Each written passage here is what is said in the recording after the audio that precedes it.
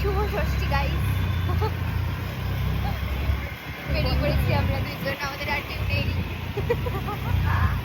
এটা হলো আমাদের ষষ্ঠীর বিকেল। রাত্রেবেলা আমাদের দুজনের আলাদা আলাদা প্ল্যান ছিল, কিন্তু সন্ধ্যাবেলাটা এমনিই বসেছিলাম, তাই জন্য ভাবলাম যে চল একটু ঠাকুর দেখে আসি। প্রথমেই আমরা চলে গেছিলাম সন্তোষপুর ত্রিকোণ পার্কে।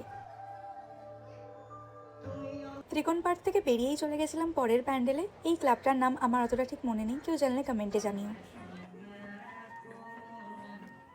তারপর আমরা চলে গেছিলাম সন্তোষপুর লেক পল্লী। আমার কিন্তু এই থিমটা বেশ ভালো লেগেছিল।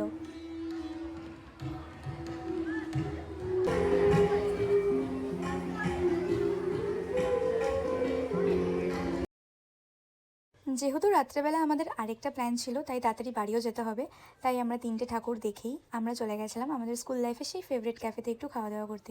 বিকেলটা বেশ ভালোই কাটলো। পিতাকে টাটা বাই বাই করে আমি চলে গেছিলাম আমার সেকেন্ড প্ল্যানে। বেশ অনেকটা ঘোরাঘুরির পরে যখন প্রায় 1টা থেকে 1:30 বাজে, খুব খিদে পেয়ে গেছিলো।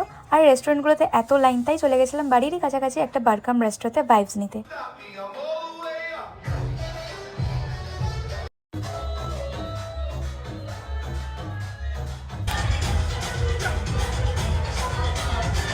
আগের দিন ওই উঁচু বাইকে বসে আমার যা কোমর ব্যথা করেছে, ওকে বললাম যে ওই বাইক আর আনবি না, আমার স্কুটি নিয়ে বেরোবো। আর ওর স্কুটি চালাতে নাকি একদম ভাল লাগে না, তাই আমাদের ওই বন্ধুটার বাইকটা আমরা নিয়েছিলাম আর আমার স্কুটিটা ওই বন্ধুটা নিয়েছিল। অনেকদিন পর ওকে বললাম চল আজকে আমার পেছনে বস, বাইক আজকে আমি চালাবো। আর ঘুরতে ঘুরতে সপ্তমীর সকালও পড়ে গেছিলো।